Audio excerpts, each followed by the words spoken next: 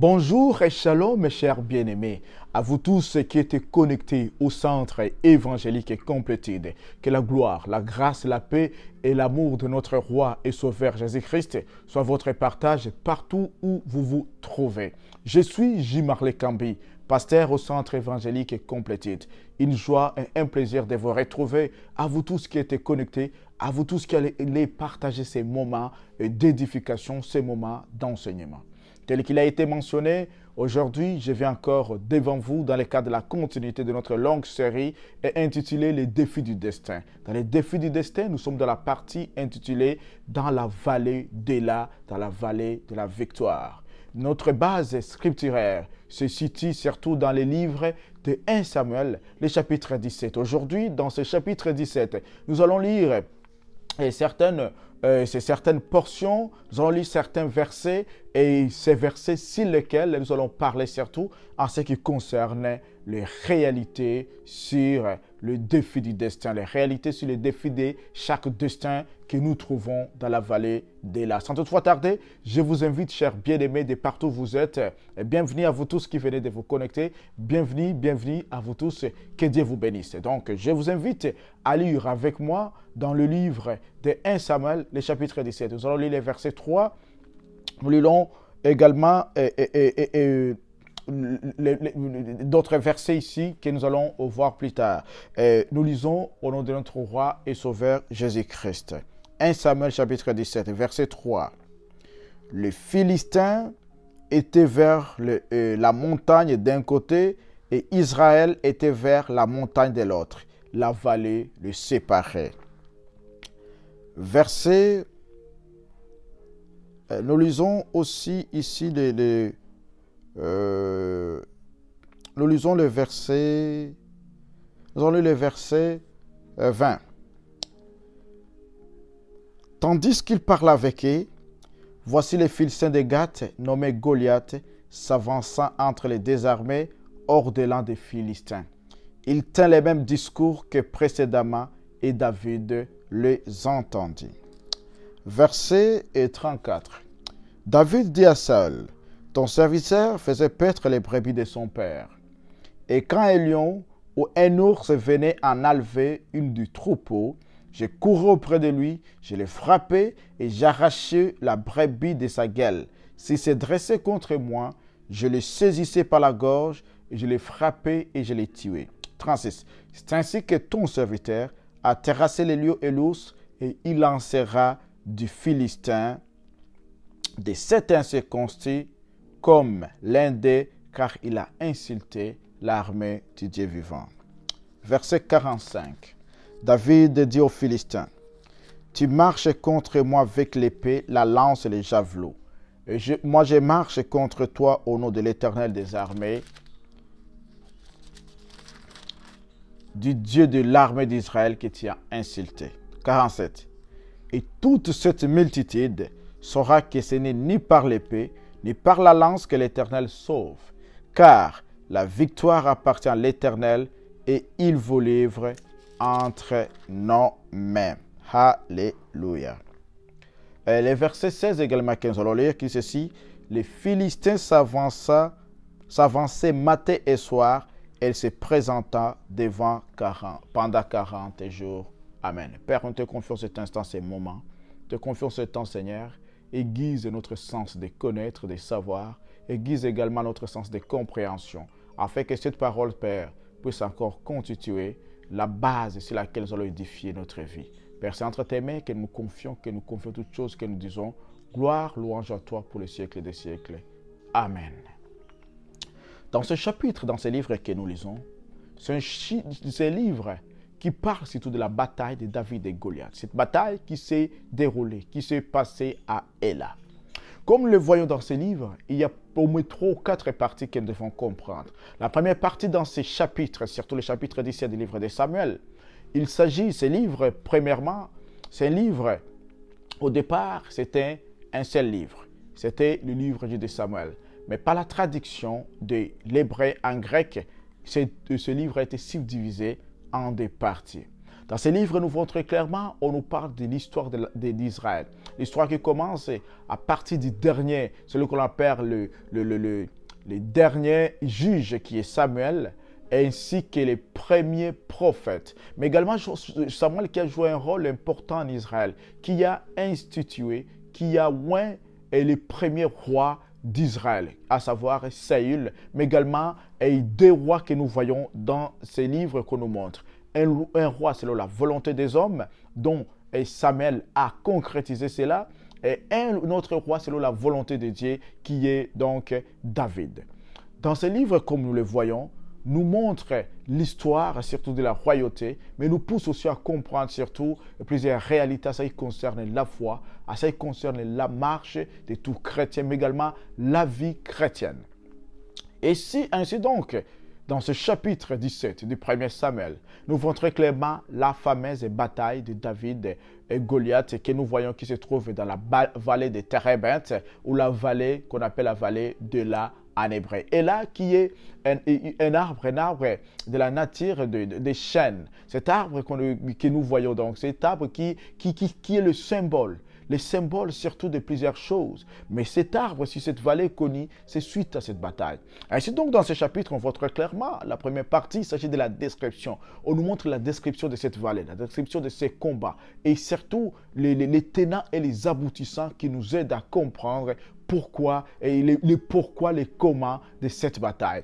Et c'est donc ici, comme nous le voyons très clairement dans cette description, nous avions lu le verset 3 où on nous montre comment ça s'est passé. La montagne d'un côté, une autre montagne, et ils étaient séparés par une vallée. Mais dans la deuxième partie de ce livre, on nous montre après cela, nous voyons qu'il y a un outsider, David, qui est entré en scène. Ensuite, il y a son père qui l'a envoyé pour aller s'enquérir de la situation au niveau du champ de bataille où ces trois frères combattaient, qu'on nous montre ici très clairement. On nous montre donc les trois frères aînés de David qui combattaient. Eliab, donc on nous dit le verset 13, le premier qui s'appelait Eliab, le second Abinadab et le troisième celui qu'on appelait Shama. David qui n'était que l'un des cadets qui était que l'un de leurs petits frères. Alors, ici donc, nous le voyons très clairement, après que nous montre la description de cette bataille, on vient ici de nous montrer les défis que le Goliath a lancés. Après les défis, nous voyons très clairement la peur qui a pris place. Au verset 16, on nous montre qu'il s'est présenté pendant 40 jours. C'est ainsi qu'après la troisième partie, on nous montre clairement les dialogues entre David et le roi Saül. Et ainsi qui est précédé surtout par les différentes discussions, par également, après avoir été fait ce qu'on appelle l'état des lieux, après avoir connu les tenants, les aboutissants, surtout de cette bataille, et connaître cela dans le plan physique et dans le plan spirituel. C'est ainsi donc que nous le voyons très clairement. Il le parle très clairement, lui montre ces hauts faits qu'il a fait dans la cachette, mais avec Dieu et en Dieu. Ainsi, après, nous le voyons que la conclusion, c'est la bataille elle-même, cette bataille de David qui nous apprend plusieurs choses, qui nous apprend plusieurs réalités que nous avions parlé dans les enseignements précédents au travers de ce thème que nous avons parlé, les défis du destin. Alors, dans cet enseignement, lorsque nous parlons de la vallée d'Ela, pourquoi la vallée d'Ela nous intéresse autant? Parce que dans la vallée d'Ela, peuple de Dieu, d'abord c'est dans cette vallée où s'est passée cette guerre. Si nous connaissons cette histoire, c'est à cause de cette vallée. Mais il y a une réalité cachée que nous devons comprendre. Dans la vallée d'Ela, il y a la présence de celui qu'on appelle l'héros. C'est ce qu'aujourd'hui nous allons parler à ce qui concerne l'héros, à ce qui concerne les différents principes qui permettront à ce que nous puissions vaincre chaque situation, que nous puissions vaincre tout ce qui pèse sur nous. Alors, j'aimerais demander à quelqu'un, es-tu face à un géant de ta vie? Es-tu face à un géant, face à ce que tu fais? C'est quoi un géant? Lorsque nous parlons d'un géant, nous devons comprendre quelque chose. Nous parlons d'un géant, un géant peut être une personne et surtout une situation, premièrement, qui nous fait peur. Peut-être c'est la maladie. Peut-être c'est la précarité financière. Peut-être c'est l'abandon. Peut-être je ne sais pas c'est quoi ce qui se passe. Et tout cela, peuple de Dieu, nous pousse à avoir peur. Nous pousse à ce que nous puissions réellement vivre dans les incertitudes du lendemain. Pour permettre à ce que nous puissions même faillir dans ce que nous faisons. Mais j'aimerais te dire que devant tout géant, il y a également une solution que Dieu envoie pour nous. Devant chaque menace du géant, devant chaque peur du géant, il y a toujours un Dieu de toute solution, un Dieu des miracles, un Dieu qui combat pour nous. Lorsque nous parlons d'un géant, deuxièmement, nous parlons surtout d'une personne, d'une situation surtout qui nous rend instables. Le géant, lorsque nous sommes face au géant, il y a l'instabilité. On le montre très clairement ici au verset 8, à partir du verset 8, lorsque David, donc c'est plutôt Goliath, lançait le défi, nous voyons très clairement il y avait la peur, mais il y avait également l'incertitude face aux enfants d'Israël. Ils couraient. À chaque fois, lorsqu'ils entendaient devant lui, ils avaient la crainte. La Bible nous dit, verset 24, à la vue de cet homme, tous ceux d'Israël s'enfuirent devant lui et furent saisis d'une grande crainte. Nous voyons très clairement, peuple de Dieu, à la fois que vous êtes devant un géant de votre vie qui se présente, une personne, peuple de Dieu, de grande carrière. Ce qui se passe, c'est quoi? C'est la crainte, c'est la peur. Troisièmement, lorsque nous parlons de géants, nous parlons d'une situation, peuple de Dieu, qui nous rend impuissants. Toujours dans le verset 24. Pourquoi? Ils étaient impuissants d'agir. Ils étaient impuissants de faire quoi que ce soit. Et au verset 16, on nous dit, ils se présentaient devant un matin et soir pendant 40. Ils étaient impuissants de faire quoi que ce soit. Je ne sais pas ce qui se passe dans ta vie. Je ne sais pas ce qui se déroule dans ta vie. Je ne sais pas la situation, les circonstances qui se présentent devant toi, qui fait à ce que d'abord tu puisses avoir peur, qui fait à ce que tu puisses vivre dans l'incertitude, dans l'instabilité. Et troisièmement, qui font à ce que tu puisses surtout, tu puisses être impuissant. Mais j'aimerais te parler devant l'impuissance dans laquelle nous pouvons présenter devant les hommes. Il y a une solution. Et cette solution qui se présente devant toi, c'est Jésus-Christ. Jésus-Christ, c'est celui qui nous rend capables. Jésus-Christ, c'est celui qui nous rend puissants. Par l'œuvre que Christ a fait, nous sommes puissants car nous sommes vainqueurs à part celui qui nous a aimé, à savoir Jésus-Christ. Quatrièmement, lorsque nous parlons d'un géant, nous parlons d'une situation qui nous rend surtout passifs. Toujours dans ces versets que nous avions lus, dans ces versets 16, les versets 16, 1 Samuel, chapitre 17, verset 16 et verset 24, nous voyons très clairement que ces gens ont été passifs face à l'action. Qui est passif? La passivité, c'est lorsque nous sommes devant une situation, mais nous sommes incapables d'agir. Nous sommes capables de réagir. Nous sommes capables d'avancer. Nous sommes capables de faire un pas. Nous sommes incapables même de faire quoi que ce soit. C'est ce qui nous pousse dans l'incapacité d'être notre personnalité, notre être intérieur. Peuple de Dieu, ont été fait pour que réellement nous puissions passer à l'action. Mais face aux géants, face aux menaces du géant, face à la présence du géant qui se présente devant nous, nous sommes incapables de faire. Et notre même esprit, notre capacité de faire, c'est rabaisse, s'altère. J'aimerais te dire que quelle que soit la présence du géant, il y a un Jésus-Christ. Il y a celui que nous appelons l'Éternel des armées. Il y a celui qui combat pour nous. Il y a celui qui fait pour nous. Il y a celui qui accomplit, qui réalise pour nous. Alors, n'ayez pas peur, cher bien-aimé. Ne pousse pas, tu n'as pas le droit d'avoir peur parce que celui qui est à nous est plus fort que tous les géants qui sont dans ce monde. Ainsi donc, ce que nous devons savoir, cinquièmement, devant tout géant, nous sommes devant tout géant, comme le voyons, tous nos espoirs sont relégués, peuple de Dieu, sont transformés à l'inquiétude face à notre progression. Lorsque nous voulons progresser, nous voulons faire quoi que ce soit, nos espoirs, peuple de Dieu, sont relégués même, sont même rejetés, sont transformés en incertitude. Mais j'aimerais te dire, quelle que soit l'incertitude, quelle que soit la peur qui pèse, qui se présente devant toi, sachez marcher par la foi. Sachez marcher par la force et la puissance que Christ met en toi. Sachez marcher selon lui-même qui est le sabbat. Alors, sixièmement, ce que nous devons savoir, devant tout géant, nous devons savoir que lorsque nous sommes devant tout géant, lorsque nous parlons du géant, lorsque nous connaissons que nous sommes devant tout géant, lorsque nos espoirs sont relégués vers trois théories. La première théorie, c'est la théorie qu'on appelle la théorie négationniste.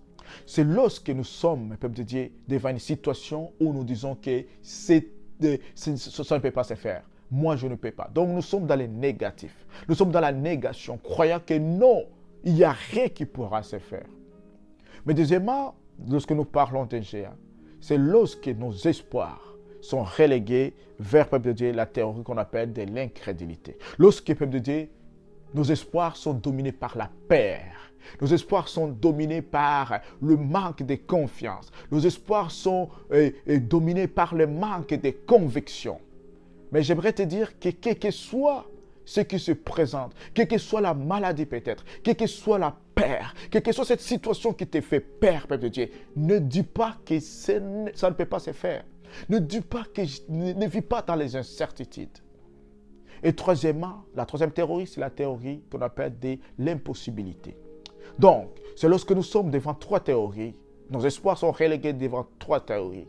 La négation, l'incertitude et l'impossibilité. Lorsque nous disons que c'est impossible, rien ne peut se faire, rien ne peut se manifester, et aucune solution ne peut être trouvée, aucune solution ne peut se faire. Nous voyons très clairement, peut dire, c'est armé.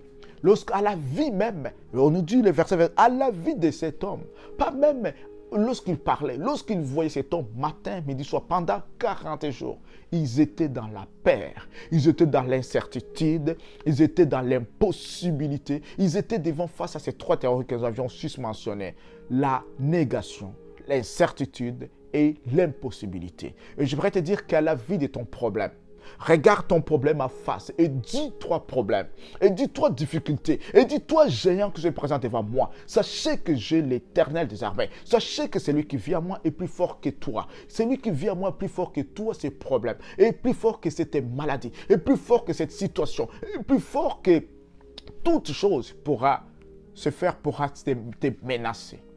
Dis, parle à ces problèmes, parle à cette maladie, parle à cette personne, parle à ce géant et dites à lui que moi, je combats par la foi, je combats par l'Éternel des armées, je combats en Christ et par Christ et pour Christ. Et quand tu combats avec Christ, sachez qu'il y a réellement, cher bien-aimé, cher peuple de Dieu, que la victoire est certaine. La victoire est certaine. Alors, pourquoi dans certaines choses, dans certaines situations, pourquoi à Ella, il y a des gens qui sont capables de vaincre et d'autres qui sont incapables de vaincre? Pourquoi dans ta situation, dans ta maladie, il y a des gens qui sont sauvés, qui sont délivrés, et d'autres ne sont pas délivrés, d'autres ne sont pas sauvés? Comprenons cela, peuple de Dieu. Nous devons savoir qu'il n'y a pas de victoire. Pourquoi? Il n'y a pas de victoire, ou la victoire n'est pas dans Ella. Lorsque, peuple de Dieu, il y a trois choses que nous devons comprendre. Lorsque, premièrement, nous nous confondons à la masse des incirconcis. Quand tu te confonds à la masse des incirconcis, quand tu te confonds à la nature, à l'environnement, à la vie, au monde de vie, au système de pensée des incirconcis, de ces gens qui ne sont pas en alliance avec Dieu, de ces gens qui ne sont pas renouvelés, qui ne sont pas nés de nouveau, qui ne sont pas en Christ, à ces gens qui ne croient pas en Christ, qui ne croient pas que Jésus-Christ est le Seigneur et le Sauveur de leur vie. Sachez que réellement, peuple de Dieu, ta situation va durer, va perdurer, et peut-être qu'il n'y aura pas de solution, tu ne trouveras pas de solution. Mais quand tu sais te démarquer des incirconcis, quand tu sais te démarquer de la masse des incirconcis, sachez qu'il y aura la victoire. C'est ce que David a compris. On dit que c'est cet incirconcis, cette personne qui n'est pas née de nouveau, qui n'est pas rachetée, cette personne qui n'a pas les promesses de Dieu, cette personne qui n'a pas la présence, la puissance de Dieu vivant, peuple de Dieu. Il faut savoir, c'est pour cela que j'ai dit dans les sessions passées, il faut avoir la vision de la grandeur de Dieu. Il faut avoir la révélation de Christ. Quand il y a la révélation de Christ, la révélation de la nouvelle naissance permettra à ce que tu puisses avoir la victoire. Pourquoi? Parce que c'est par la foi. Celui qui est né de Dieu a la victoire sur chaque chose, sur chaque situation. Mais deuxièmement, peuple de Dieu, il n'y a pas de victoire. Pourquoi? Lorsque nous n'appliquons pas notre conscience à la grandeur de Dieu. Lorsque ta conscience est appliquée, lorsque ta conscience est dans la grandeur de Dieu, sachez clairement qu'il y aura la victoire pour toi. Et troisièmement, dans certaines situations, dans certains contextes, dans certains combats, dans certaines batailles de la vie, nous n'avons pas la victoire. Pourquoi? Parce que nous voulons reléguer Dieu au second plan. Parce que nous croyons Dieu ou Jésus-Christ, qu'il est notre solution de rechange, qu'il est notre choix, notre alternative de second lieu.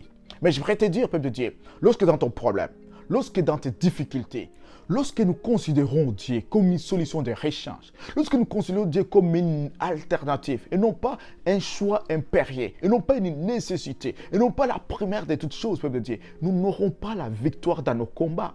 nous n'aurons pas de guérison, nous n'aurons pas de rétablissement, nous n'aurons pas de délivrance, nous n'aurons pas d'affranchissement et même le salut sera loin de nous. Dieu doit être considéré comme la source de toutes choses parce que Dieu a créé toutes choses, que ce soit l'hostilité, que ce soit la bataille, que ce soit la difficulté, que ce soit ce qui pourra se présenter, se manifester en toi, peuple de Dieu. Cher bien-aimé, j'aimerais te dire que Dieu doit être d'abord la source de toutes choses. Tourne-toi vers Dieu. David démontre ça clairement, peuple de Dieu, que dans sa situation, dans son combat, dans tout ce qu'il vivait, c'était Dieu qui lui délivrait. C'était Dieu qui lui accordait la victoire. C'était Dieu qui était tout, qui était toute chose, peuple de Dieu, et qui était la source de tout. J'aimerais que dans tes problèmes, dans tes difficultés, tu considères Dieu comme étant celui qui est la source de toutes choses. Ainsi donc, trois choses à comprendre, trois principes à comprendre lorsque nous nous trouvons dans Éla, lorsque nous nous trouvons face au géant, lorsque nous nous trouvons devant l'adversité, lorsque nous nous trouvons devant la maladie, lorsque nous nous trouvons devant les problèmes, lorsque nous nous trouvons devant l'hostilité, lorsque nous nous trouvons devant l'adversité, lorsque tout pourra se présenter devant nous, toute adversité, tout problème. Trois principes sont importants. Le premier principe que nous devons comprendre, peuple de Dieu, il y a dans Éla, peuple de Dieu, ou dans la vallée de Térébeth, il y a la victoire, peuple de Dieu, lorsque, premièrement, nous sachons qu'il y a la présence de Dieu. La présence de Dieu, peuple de Dieu, est tout ce qui compte sur nous. C'est ainsi que les gens peuvent te mépriser peut-être à cause de ton âge, à cause de ton expérience, comme David ici, ses frères, d'abord, premièrement, l'ont méprisé. Deuxièmement, il y a les rois Saül qui l'ont méprisé.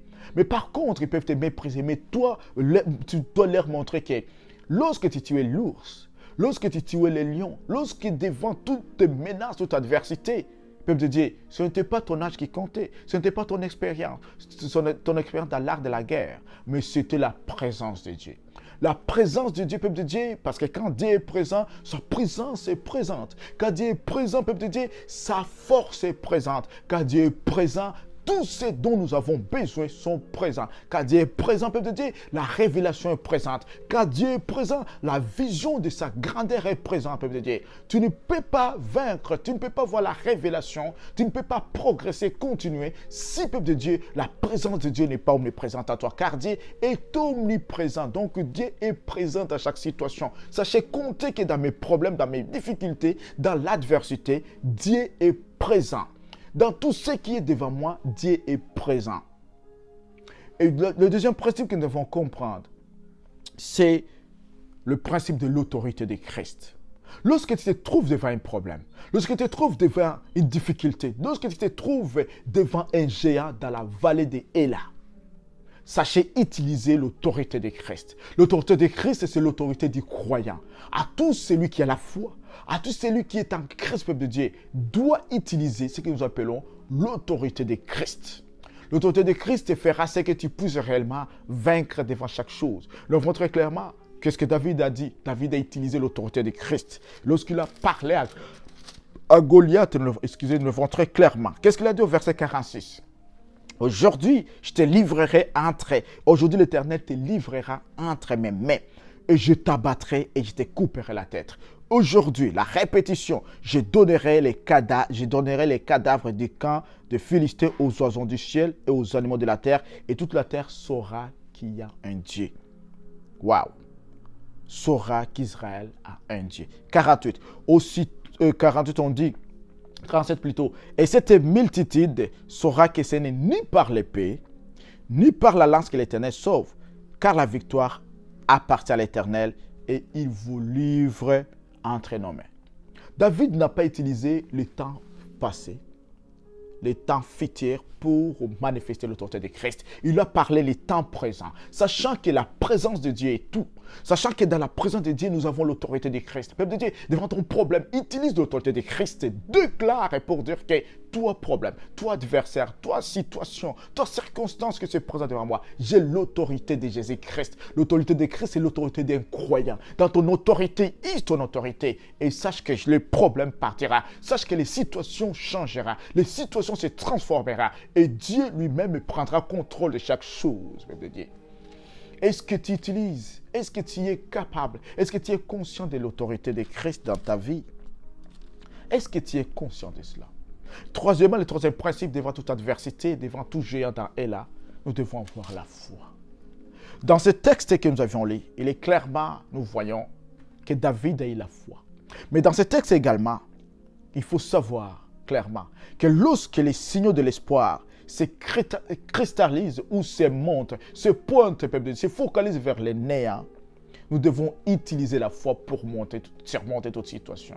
Pour surmonter, peuple de Dieu, toute chose qui est présente devant nous. Lorsqu'il n'y a plus d'espoir, lorsqu'il y a désespoir, lorsqu'il y a adversité, il y a menace, la foi permettra.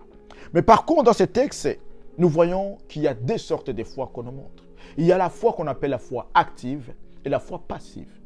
C'est quoi la foi active? La foi active, c'est cette foi qui nous pousse à agir.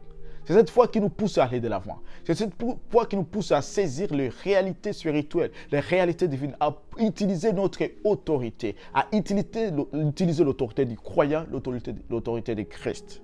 Lorsque nous parlons de la foi passive, c'est la foi qui ne nous pousse pas à agir. C'est cette foi, peuple de Dieu, qui, ces personnes, se contentent juste de subir, qui n'agit pas, mais également se contente de ne pas prendre aucune initiative.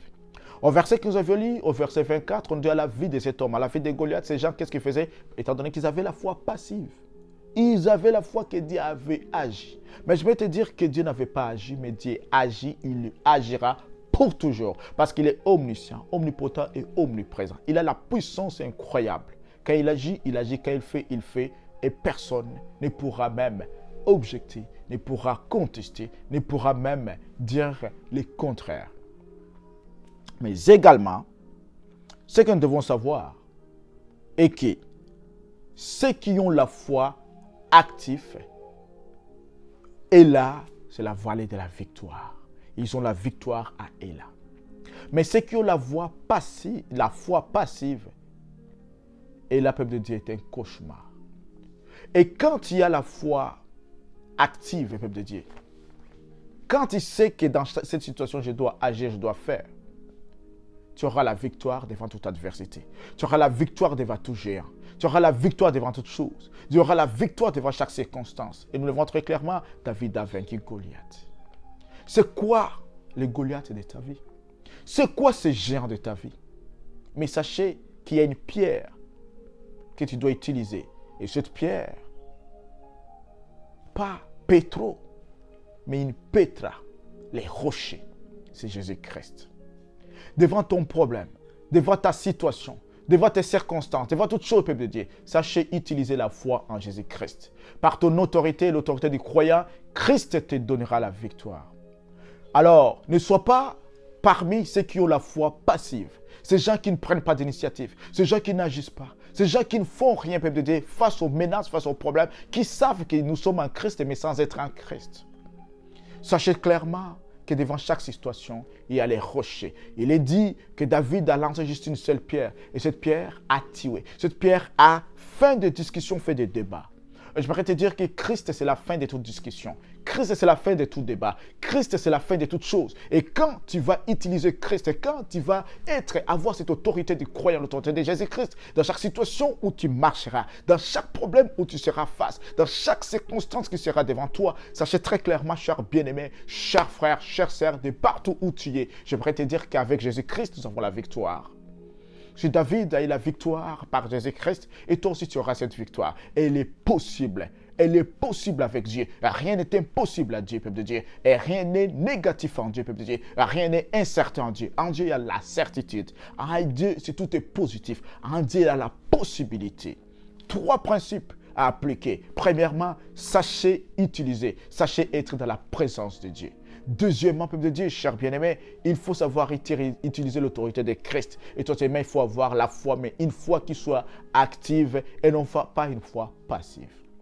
À ce niveau, tout ce qui te cause peur, tout ce qui te pousse dans l'incertitude, tout ce qui te fait à ce que tu sois impuissant, tu sois passif, avec Christ, ça sera le contraire. Merci beaucoup à vous tous qui nous avez suivis de partout où vous êtes. À vous tous qui allez suivre cette vidéo en rediffusion ou ce direct en rediffusion. Que Dieu vous bénisse. À très bientôt. On se revoit par la grâce de Dieu prochainement. Paix Shalom à vous tous de là où vous êtes. Restez connectés, aimez, commentez, partagez ce moment de live entre vos amis, dans vos familles. Merci beaucoup. À très bientôt par la grâce de Dieu. Bye.